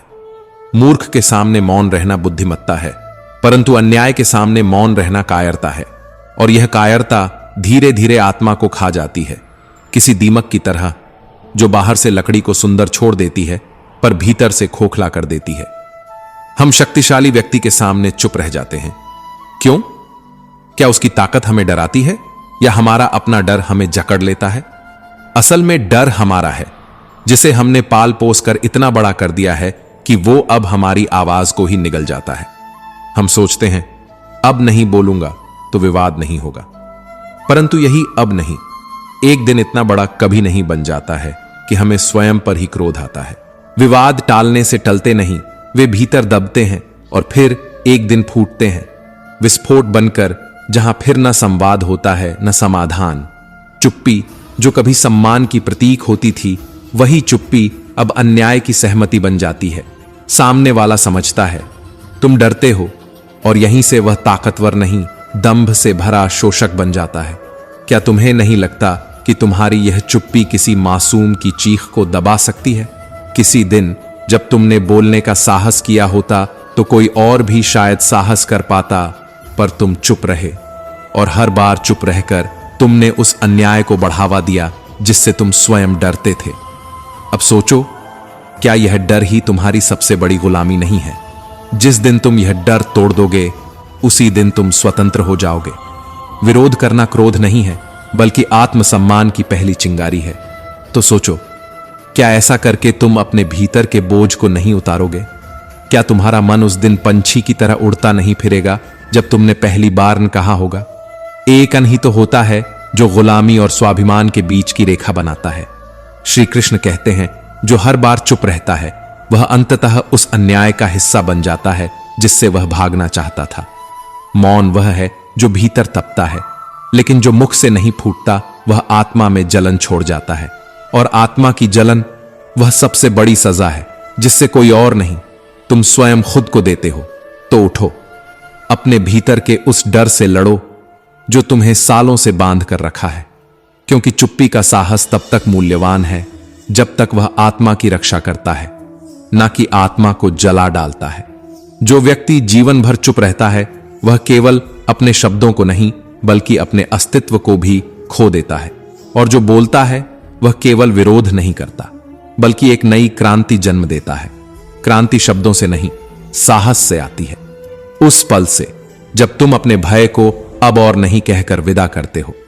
मौन भी तब तक मौन है जब तक वह अन्याय को देखकर नहीं चुप होता, क्योंकि अन्याय देखना और मौन रहना यह केवल कायरता नहीं है, बल्कि यह वह अनदेखा अपराध है जो आत्मा पर सबसे बड़ा बोझ बन जाता है। क्या आप जानते हैं कि गीता में स्वयं श्री कृष्ण ने कहा है, अन्याय सहना अन्याय करने से भी बड़ा पाप है। तो फिर आज हम क्यों मौन हैं? क्यों उस जगह पर चुप रहते हैं जहां बोलने से बदलाव आ सकता है? आज समाज के हर कोने में विरोध मरता जा रहा है और मौन फैलता जा रहा है। हम वहां बोलते हैं जहां मौन बेहतर होता और वहां चुप रहते हैं जहां एक शब्द भी युद्ध रोक सकता था। इतिहास साक्षी है, पापियों के घमंड ने जितनी हानि नहीं की उससे कहीं अधिक हानि सज्जनों की चुप्पी ने की है। क्या हम यही करते रहेंगे? हर बार किसी के अन्याय पर पर्दा डालते रहेंगे? क्या हम अपने भीतर उस डर को पनपने देंगे जो हमें विरोध से रोकता है? श्री कृष्ण कहते हैं, मौन तब तक तपस्या है जब तक वह सत्य की रक्षा करता है, परंतु जब वह अधर्म को सह लेता है तो वह तपस्या नहीं, एक अपराध बन जाता है। कभी कभी रिश्ते बचाने के लिए चुप रहना सही है, लेकिन जीवन भर चुप रहना रिश्तों के भीतर की सच्चाई को मार देता है। सोचिए, किसी दिन किसी मासूम के साथ अन्याय हो रहा हो और आप केवल इसलिए चुप रहें क्योंकि वह आपके अपने के खिलाफ था, तो क्या वह चुप्पी आपको जीवन भर चैन लेने देगी? जो व्यक्ति गलत बातों का समर्थन नहीं करता वह बोलता नहीं, परंतु जो समर्थन करता है वह अक्सर चुप रहता है। शब्दों की मार इतनी नहीं होती जितनी मौन की मार होती है, क्योंकि मौन तो मन के भीतर सुलगता है और आत्मा तक को जला डालता है। चुप रहकर रिश्तों को बचाया जा सकता है, परंतु चुप रहकर आत्मा को नहीं। शब्दों की कला तभी तक प्रभावशाली है जब तक वो आत्मा से निकले, वरना मौन ही सोने से भी ज्यादा मूल्यवान होता है। शब्द बहुत कुछ कह जाते हैं, परंतु मौन आत्मा से संवाद करता है। यदि आप हर बात पर बोलेंगे तो लोग आपके मौन को कभी नहीं समझेंगे, परंतु जब आप केवल आवश्यक स्थानों पर बोलते हैं तो आपका मौन भी गूंजता है। कभी कभी कुछ ना कहना सब कुछ कह देना होता है। जो व्यक्ति मूर्ख के सामने चुप रह जाता है वह स्वयं को बचाता है, परंतु जो धोखे के सामने चुप रहता है वह आने वाली पीढ़ियों का विश्वास खो देता है। तो क्या अब भी आप चुप रहेंगे? क्या आप अपनी आत्मा की आवाज को अनसुना करते रहेंगे? क्या आप स्वयं को उस अपराध से मुक्त कर पाएंगे जिसका नाम है मौन में पनपा अन्याय? यदि आप कुछ कहना चाहते हैं तो सोचकर कहिए। अनावश्यक शब्द आत्मा को थका देते हैं, परंतु आवश्यक मौन आत्मा को ऊर्जा देता है। बहस में शब्द खो जाते हैं, पर मौन में व्यक्ति मिल जाते हैं। मौन आत्मा की भाषा है और आत्मा कभी झूठ नहीं बोलती। एक बुद्धिमान व्यक्ति कम बोलता है, परंतु जब बोलता है तो मौन भी सुनता है। शांति और धैर्य, इन दो चीजों को अपने जीवन के बैग में रखिए, क्योंकि यह वो हथियार हैं जो आपको हर संघर्ष में विजयी बनाएंगे बिना कुछ कहे। जब आप मौन होते हैं तो आप सुनते हैं दूसरों की बातें नहीं, बल्कि अपनी आत्मा की पुकार। और यही मौन वह जगह है जहां आपकी वास्तविक शक्ति जन्म लेती है। तो निर्णय आपको लेना है, कहां बोलना है, कहां चुप रहना है, कहां विरोध करना है और कहां मौन रहकर क्रांति लानी है। श्री कृष्ण कहते हैं, कब और कहां चुप रहना है। जहां वाणी विफल हो जाती है वहां मौन आरंभ होता है। जो अपनी चुप्पी में स्वयं को जानता है वह संसार की ऊंचाइयों से भी परे होता है, और जो नहीं जानता कब बोलना है वह मौन को भी शोर बना देता है। मौन केवल शब्दों का अभाव नहीं, आत्मा का संवाद है। चुप रहना तब अपराध हो जाता है जब अन्याय सामने खड़ा होता है और आप अपनी जुबान को हथकड़ी पहना देते हैं, और चुप्पी तब वरदान बन जाती है जब क्रोध, अहंकार या अज्ञान बोलने को आतुर हो। लोग आपकी चुप्पी का अर्थ नहीं समझेंगे, लेकिन आपकी चुप्पी उनके शोर पर भारी पड़ेगी। जो मौन है वह आत्मा के सबसे निकट है। जिसने चुप रहकर अपने भीतर की बेचैनी को सुना है वही वास्तव में सुनने योग्य है। तुम बोलते हो जब तुम्हें नहीं बोलना चाहिए और चुप रहते हो जब तुम्हें गरज की तरह गरजना चाहिए। क्या यह जीवन का संतुलन है या साहस की हार? ध्यान दो, चुप रहना तभी महान है जब वह विवेक के साथ हो, वरना यह डर की ढाल, कमजोरी का नकाब और आत्मा की कैद बन जाता है। क्रोध में बोले गए शब्द केवल रिश्ते नहीं तोड़ते, आत्मसम्मान भी तोड़ते हैं। जब विषय अपूर्ण हो, जानकारी अधूरी हो, तो चुप्पी ही बुद्धिमानी है। जो बिना जाने बोलते हैं वे केवल उपहास अर्जित करते हैं। शब्द तोड़ते हैं लेकिन मौन जोड़ता है। परंतु अगर तुम्हारे मौन से किसी का सत्य दब जाए तो यह मौन भी पाप बन जाता है। आओ, मौन को साधना बनाओ, लेकिन सत्य के समय वाणी को शंख की तरह फूंको। जो गुस्से के वक्त चुप रहता है वह परम योद्धा है, पर जो सत्य के समय चुप रहता है वह पराजित सैनिक है। हर बार बोलना शक्ति नहीं है, हर बार चुप रहना भी समझदारी नहीं है। जहां बात करनी है वहां मौन रहना डर है, जहां चुप रहना है वहां बोलना मूर्खता है। तुम सोचते हो चुप रहकर तुमने बहुत कुछ बचा लिया। नहीं, तुमने वह सब खो दिया जो बोलकर किसी के दुख को मिटा सकता था। तुमने वह अवसर खोया जहां तुम्हारी आवाज अन्याय के खिलाफ दीवार बन सकती थी। ध्यान रखना, मौन एक मंत्र है, लेकिन अनावश्यक मौन एक श्राप बन सकता है। जो बिना बोले आहत होता है वह धीरे धीरे भीतर से टूटता है, और जो बिना सोचे बोलता है वह सब कुछ खो देता है। जब आत्मा बोलने लगे और जुबान चुप रहे तो वही मौन है, वही सच्चा ज्ञान है। मौन उस नदी की तरह है जो अपने भीतर जीवन की धाराएं समेटे रहती है। बोलना तब श्रेष्ठ है जब वह मौन को अर्थ दे, अन्यथा यह केवल वाणी का बोझ है। ईश्वर के दरबार में वकालत नहीं चलती, वहां मौन ही सबसे बड़ा उत्तर है। लेकिन इस धरती पर, इस समाज में जब प्रश्न अन्याय बनकर खड़ा हो तो उत्तर भी सिंहनाद बनकर आना चाहिए। मौन वहां तपस्या है, जहां हृदय में तूफान है पर चेहरा शांत है। लेकिन यदि तूफान बाहर आकर अन्याय करता है तो मौन वहां अधर्म है, क्योंकि चुप्पी तब पुण्य नहीं, पलायन होती है। तुम जब चुप रहते हो तुम केवल आवाज से नहीं, अवसर से भी खुद को वंचित करते हो। जो अपने विचारों पर नियंत्रण नहीं रख सकता वह दूसरों की सोच को भी प्रभावित नहीं कर सकता। शब्द शक्ति है, लेकिन मौन वो ऊर्जा है जो आत्मा को चेतना में बदल देती है। तो कब और कहां चुप रहना है, यह जानना ही जीवन का ब्रह्म ज्ञान है। जहां संबंध टूट सकते हैं वहां मौन, जहां असत्य बोलने का मन हो वहां मौन, जहां अपूर्ण जानकारी हो वहां मौन, जहां कोई सीखना चाहता हो वहां मौन से शिक्षा दो। लेकिन जहां न्याय चुप है वहां बोलो, जहां अन्याय बढ़ रहा हो वहां मौन को तोड़ दो। क्योंकि अगर तुम आज चुप रहे तो आने वाली पीढ़ियां तुम्हारे मौन की कीमत चुकाएंगी, और तब मौन साधना नहीं अपराध बन जाएगा। कहां बोलना है और कहां मौन होना है, यह निर्णय ही मनुष्य की परिपक्वता का प्रमाण है। कभी कभी आपकी चुप्पी किसी टूटते हुए इंसान के लिए संजीवनी बन जाती है। जब कोई आपको अपने जीवन का दुख बांट रहा हो तब सलाह मत दो, बस मौन होकर उसकी आंखों से बहते शब्दों को सुनो। क्योंकि लोग समाधान नहीं ढूंढते, वे एक ऐसा दिल ढूंढते हैं जो उनके दर्द की गहराई तक उतर सके। और जब तुम बिना बोले किसी की बात सुनते हो, वो महसूस करता है कि उसकी पीड़ा कोई है जो समझता है। जब दर्द बोलता है तब ज्ञान चुप हो जाना चाहिए। पर दुनिया की विडंबना यही है कि जहां मौन होना चाहिए वहां सबसे अधिक शोर होता है। कभी किसी की बात पूरी होने से पहले ही लोग अपने घिसे पिटे ज्ञान की गठरी खोल देते हैं, मानो जीवन एक समीकरण है जिसे 2 शब्दों में हल किया जा सकता है। जो सुन नहीं सकता वह समझ नहीं सकता, और जो समझ नहीं सकता वह केवल शब्दों से जख्म देता है।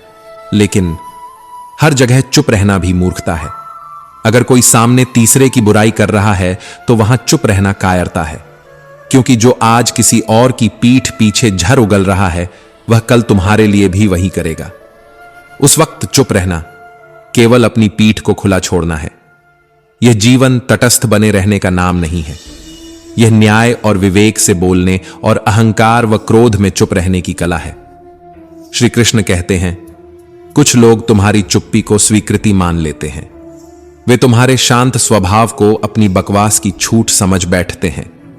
तब तुम्हें मौन नहीं, प्रतिरोध चुनना चाहिए, पर उस प्रतिरोध में भी गरिमा होनी चाहिए। मौन का चमत्कार वहां होता है जहां मनुष्य स्वयं से संवाद कर रहा होता है। लेकिन दूसरों के सामने हर समय मौन रहना स्वयं को मिटा देना है। मौन एक संप्रेषण है, परंतु वह तब तक जब तक सामने वाला उसे समझे। अगर तुम हर जगह चुप रहोगे तो लोग तुम्हारी चुप्पी का भी लाभ उठाएंगे। हर कोई तुम्हारा धैर्य नहीं समझेगा, कुछ उसे डर मानेंगे। पर गुस्से में चुप रहना, वो भी अपनों के सामने, वह तो साहस की पराकाष्ठा है। पर यह भी समझना होगा कि हर कोई अपना नहीं होता, इसलिए हर किसी के सामने चुप रहना भी उचित नहीं होता। जब तुम्हारा मौन किसी को उसके अपराध के लिए खुली छूट दे रहा हो, तब वह मौन अधर्म है। तब बोलना धर्म है, न्याय है। तुम्हारा हर उत्तर शब्दों में नहीं होना चाहिए। कभी कभी तुम्हारी चुप्पी ही सामने वाले को भीतर तक झकझोर देती है। लेकिन जीवन का यह भी सत्य है कि जो हर जगह बोलता है वह अपनी बात की कीमत खो देता है, और जो हर जगह चुप रहता है वह अपने अस्तित्व की आवाज। इसलिए चुप रहो जब कोई दुख बांटे, पर बोलो जब कोई किसी और को तोड़ रहा हो। चुप रहो जब तुम्हारा अहंकार जागता हो, पर बोलो जब तुम्हारा विवेक पुकारे। क्योंकि जीवन की सबसे ऊंची बुद्धिमत्ता यह नहीं कि तुम कितना बोलते हो, बल्कि यह है कि तुम कब और कहां चुप रहते हो। और यह मौन वह शक्ति है जो तुम्हें शोर में भी स्थिर रखती है। यह वह भाषा है जो बिना बोले सब कुछ कह देती है। परंतु जब यह मौन तुम्हारी आत्मा की रक्षा नहीं कर रहा, तो यह मौन नहीं, पराजय है। श्री कृष्ण कहते हैं, मैं धरती की खुशबू हूं, मैं आग की गर्मी हूं, मैं सभी प्राणियों में जीवात्मा हूं, मैं ही तपस्विनी की साधना में प्रवाहित होने वाला तेज हूं। और तुम यह सोचकर अपने मन को क्यों जलाते हो कि तुम्हारा क्या गया? जो गया वो कभी तुम्हारा था ही नहीं। जो बचा है वही वास्तव में तुम्हारा है। जो मिलेगा वह तुम्हारे कर्म का उत्तर होगा। यह समझ पाना सरल नहीं है, किंतु यह जीवन का सत्य है। मृत्यु केवल अंत नहीं, आत्मा की यात्रा का एक और चरण है। जब अर्जुन ने अपने पुत्र को खो दिया, वह बिखर गया। लेकिन जब श्री कृष्ण ने उसे आत्मा का सत्य दिखाया, तब उसे यह अनुभूति हुई कि अभिमन्यु केवल शरीर से गया है, आत्मा तो चिरकाल तक विद्यमान है। क्या तुम जानते हो, आत्मा का कोई पिता नहीं होता, न कोई पुत्र होता है। अर्जुन ने जब अभिमन्यु को देखा, वह पहचान ही नहीं पाया, क्योंकि आत्मा की कोई स्थायी पहचान नहीं होती। वह तो समय के साथ केवल पात्र बदलती है, जैसे एक अभिनेता मंच पर किरदार बदलता है। तुम्हें क्या लगता है, तुम जिस दुख से जूझ रहे हो वह स्थायी है? नहीं।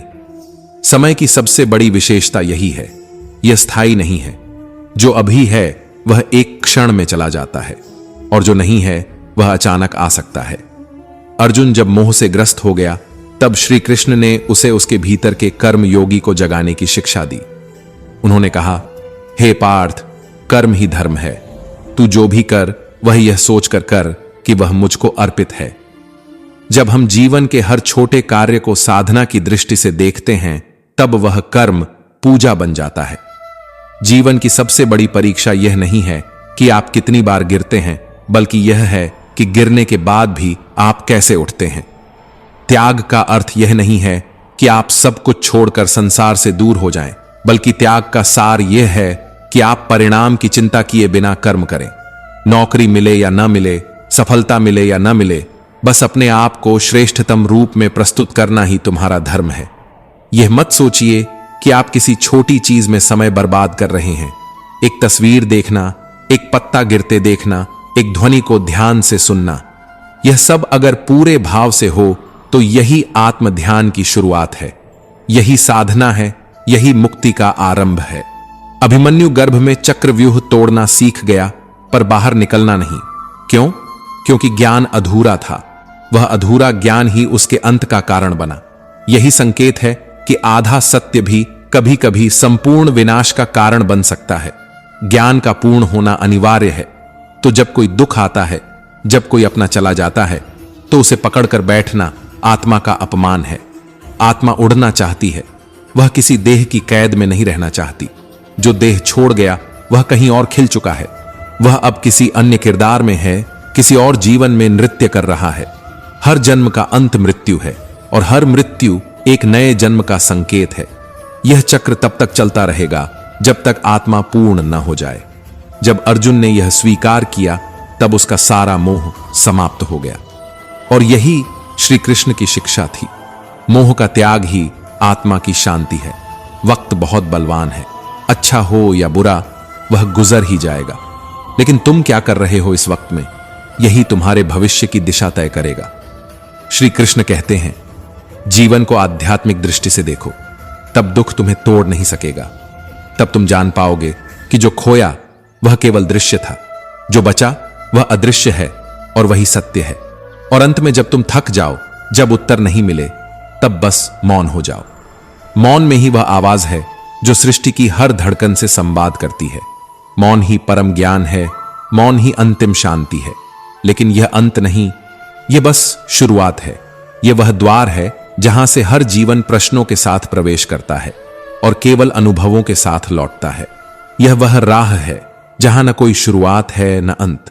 यह वह सत्य है जो न शब्दों में समाएगा न मौन में बुझेगा। यह वही चिरंतन प्रश्न है जो मृत्यु को समझने के लिए जीवन मांगता है और जीवन को समझने के लिए मृत्यु। क्या पता कल खुद अपनी तस्वीर बदल दे, इसलिए कल का क्या होगा कभी मत सोचो।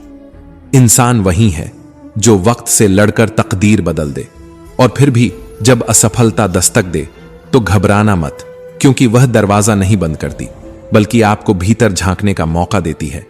जो कभी नहीं गिरा वह कभी नहीं चला, और जो कभी नहीं डूबा वह तैरना भी नहीं सीख सका। क्योंकि गिरते हुए ही बच्चा चलता है, डूबते हुए ही मनुष्य तैरता है, और टूटते हुए ही इंसान जुड़ता है। इसलिए जब असफलता आए तो तानों से मत डरना। यही समय है जब दुनिया तुम्हें पहचानना शुरू करेगी। मां के बाद अगर कोई सच्चा साथ दे सकता है तो वह तुम्हारा साहस है, जो किसी भी तूफान में तुम्हें डगमगाने नहीं देगा। कुदरत ने किसी को अधूरा नहीं भेजा। हम सब हीरा हैं, बस जो घिसेगा वही चमकेगा। और कभी किसी जरूरतमंद को अपनी चौखट पर मत गिराना, क्योंकि ऊपर वाला कटोरा बदलने में देर नहीं लगाता। कभी कभी किताबें बहुत कुछ नहीं सिखा पाती, पर जिंदगी मतलबी लोगों के रूप में सबसे कठोर पाठ पढ़ा देती है। आज तुमने रास्ता बना लिया है तो कल मंजिलें खुद चलकर आएंगी, क्योंकि हौसलों की कोशिश कभी बेकार नहीं जाती। और यह मत भूलो, दुनिया को सच्चाई सुनना कड़वा लगता है, पर मीठा झर अंत में मार ही देता है। जो अपमान करना जानते हैं उन्हें समझाओ मत, बस शांत रहो, क्योंकि समय उन्हें उनके शब्दों का उत्तर खुद देगा। कभी किसी रिश्ते से इतना मत जुड़ो कि वो जब रुलाए तो तुम खुद को ही खो दो। जिसे नजरअंदाज कर सको वो रिश्ता ज्यादा सुकून देगा। श्री कृष्ण कहते हैं, दुख से पहले ही दुखी होने वाले जरूरत से ज्यादा दर्द जीते हैं। कभी कभी दर्द को देखकर मुस्कुराना पड़ता है, क्योंकि दर्द को तकलीफ तब होती है जब आप उसे कमजोर नजर आए। लगन एक छोटा शब्द है, पर जिसे लग जाती है वह जीवन को ही बदल देता है। और असफलता वह तो सबसे बड़ी शिक्षा है। अगर आप नहीं गिरे तो आप नहीं सीखेंगे, और जब आप नहीं सीखेंगे तो आप कभी बदलेंगे भी नहीं। सब कुछ सिखाया नहीं जा सकता। कुछ चीजें वक्त, तजुर्बा और चोट सिखाती है। चोट से डरकर जो रुक जाए वह कभी आगे नहीं बढ़ पाता। हर कोई आपको समझे यह जरूरी नहीं। किताबें भी सबको नहीं समझ आती, तो आप कैसे आएंगे? कभी कभी जीवन में स्थिरता तलाशना सबसे अस्थिर सोच बन जाती है, क्योंकि न प्रेम, न घृणा, न समय और न ही संबंध कुछ भी स्थिर नहीं है। हर चीज प्रवाह में है, इसलिए खुद को बहने दो। संघर्ष में, चोट में, हंसी में, आंसू में, क्योंकि जो बहता है वही जीवित होता है। जितना अधिक लगाव होगा, घाव उतना ही गहरा होगा। इसलिए किसी से अत्यधिक उम्मीद मत रखो, क्योंकि जिनसे सबसे ज्यादा आस होती है वही अक्सर सबसे ज्यादा तोड़ते हैं। जो इंसान गुस्से में रोते हुए सब कुछ सच बोल दे वो झूठ नहीं कहता, बल्कि वही इंसान सबसे सच्चा होता है। अच्छा इंसान मतलबी नहीं होता, वो सिर्फ चुपचाप उन लोगों से दूर हो जाता है जिनके लिए उसकी अहमियत ही नहीं होती। श्री कृष्ण कहते हैं, कर्मों का फल हर हाल में भोगना पड़ता है। दिखावा करने वाले अपनेपन का पर्दा बहुत जल्दी गिरा देते हैं। इसलिए जीवन की समस्याएं सबके सामने न रखो, क्योंकि 80% लोगों को कोई फर्क नहीं पड़ेगा और बाकी 20% बस खुश होंगे कि तुम परेशान हो। कभी किसी को इतनी अहमियत मत दो कि वह तुम्हारी मुस्कान ही छीन ले। यह कलयुग है जहां बुरे के साथ क्या होगा कोई नहीं जानता, पर अच्छे के साथ बुरा होना निश्चित है। समझदारी यह नहीं कि सब जान लो, समझदारी यह है कि दूसरों की अच्छाई देखकर तुलना नहीं, प्रेरणा लो। अगर कोई संगत तुम्हारे विचारों को शुद्ध कर दे तो वह कोई साधारण इंसान नहीं है, वह तुम्हारे भाग्य में लिखा एक दुर्लभ अवसर है। तुम्हारा कठिन समय ही तुम्हारी असली शक्ति को जन्म देता है। सच्चा मौन सबसे बड़ा उत्तर होता है और माफ कर देना सबसे बड़ी सजा। जो धन सत्य से कमाया गया हो वह सुख देता है और जो छल से मिला हो वह सिर्फ चिंता देता है। श्री कृष्ण कहते हैं, दूसरों के भले की सोचने वाला मनुष्य हमेशा पत्थर खाता है, क्योंकि फल देने वाले वृक्षों को ही मारा जाता है। जो तुम कर रहे हो अगर उससे प्रेम है तो सफलता स्वयं दौड़कर आएगी। सफलता खुशी की कुंजी नहीं है, बल्कि खुशी सफलता की कुंजी है। श्री कृष्ण कहते हैं, मनुष्य को बर्बाद करने वाले 5 कारण हैं: नींद, गुस्सा, डर, थकावट और टाल मटोल। लक्ष्य में जो खो गया वही पाया जाता है। यदि बीता हुआ कल दुखद था तो उसे सोचकर आज को न घवाओ, क्योंकि विश्वास के बिना कोई भी रिश्ता इस संसार में बहुत दिन टिक नहीं सकता। और जो खुशी है वह सिर्फ आजादी से उपजती है, और आजादी साहस से। जिसमें साहस नहीं है उसमें जीवन की सच्ची मुस्कान भी नहीं होती। जैसे पेड़ पत्तियां बदलता है पर जड़ें नहीं, वैसे ही सिद्धांत मत बदलो। अगर रास्ते काम ना आए तो रास्ता बदलो। अगर मेहनत का उत्तर नहीं मिला तो थक कर बैठो नहीं, क्योंकि राहें बदली जाती हैं, मंजिलें नहीं। और जब कोई तुम्हारे साथ ना चले तो अकेले चलने की हिम्मत रखो, क्योंकि अकेले चलने वाले ही इतिहास लिखते हैं। नारियल की चोट से पहले तुम्हें अंगूर की कृपा मिल जाए। तू बड़ा दयालु है। जब यह वाक्य पत्थर सा गिरता है तो सिर नहीं, आत्मा झुक जाती है। जो गिर रहा था वो अंगूर नहीं था, वो आस्था थी। जिस पर गिर रहा था वो माली नहीं था, वो सहनशीलता थी। और जो देख रहा था वो राजा नहीं था, वो स्वयं भाग्य था, जो अक्सर चिंताओं में आंख मूंद लेता है। मैंने तुम्हारे लिए अंगूर चुने महाराज। यह कथन नहीं, यह चेतावनी है उस विधाता की जो कभी नारियल नहीं फेंकता बिना कारण के। हर बार जब हम सोचते हैं कि हमारे ऊपर कुछ फेंका गया है, वह अंगूर है या नारियल, यह हमारी दृष्टि तय करती है। इसलिए कई बार जब ऊपर से कुछ गिरता है, नीचे सिर नहीं, हृदय झुकाना चाहिए। समय कभी अंगूर देता है, कभी पत्थर, पर उसका उद्देश्य एक ही है, तुम्हें जगाना। जिस तरह नारियल की जगह अंगूर आ जाए, वैसे ही विपत्ति की जगह अवसर आ सकता है, अगर तुम शिकायत नहीं, कृतज्ञता के साथ झेलो। भगवान तू दयालु है, एक वाक्य जो तब जन्म लेता है जब इंसान टूटता नहीं, झुकता है। और फिर एक नई कहानी की शुरुआत होती है, उलझी हुई लेकिन सच्ची। भूल से टूटते हैं शीशे और गलतफहमी से रिश्ते, पर दोनों की मरम्मत में एक ही तत्व लगता है, समझदारी। कभी किसी की खुशी के लिए अपनी मुस्कान गिरवी मत रखना, क्योंकि जो तुम्हें रुला सकता है वो तुम्हारा नहीं हो सकता, चाहे तुम उसके लिए कुछ भी करने को तैयार हो। चेहरे का रंग दोस्ती तय नहीं करता, मन का रंग ही मनुष्य का आईना होता है।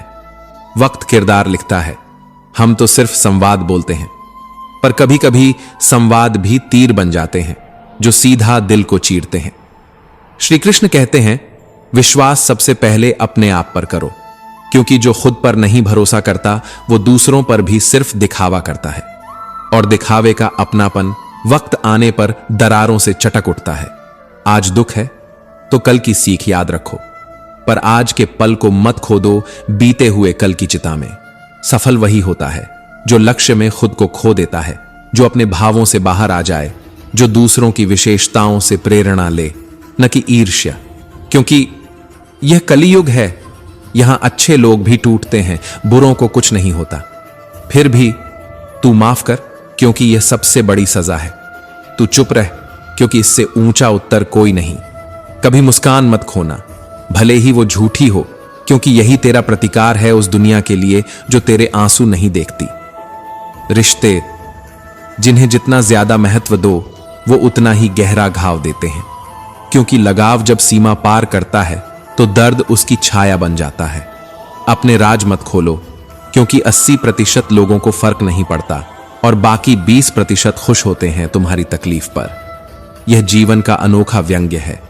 जिसने तुम्हें गले लगाया था उसी ने तेरे पीठ में खंजर भोंका। जो चुप है वो मजबूर नहीं, शायद समझदार हो गया है। श्री कृष्ण कहते हैं, जो इंसान रोते रोते गुस्से में सच बोल देता है वो झूठा नहीं होता, वो सिर्फ थक चुका होता है। कभी कभी ईश्वर एक माली की चुप्पी में भी पूरी सृष्टि की पुकार छिपा देता है। अंत में कोई अंत नहीं होता, क्योंकि कहानी कभी रुकती नहीं, वो बस पलटती है जैसे पन्ना, ताकि तुम पढ़ो और समझो कि भगवान हर बार नारियल नहीं गिराते, कभी कभी अंगूर भी फेंकते हैं ताकि तुम मुस्कुरा सको। तो दोस्तों, हम उम्मीद करते हैं कि आपको उपदेश और कहानी पसंद आए होंगे। तो मित्रों, आपको यह उपदेश और कहानी अच्छी लगी हो तो वीडियो को लाइक कर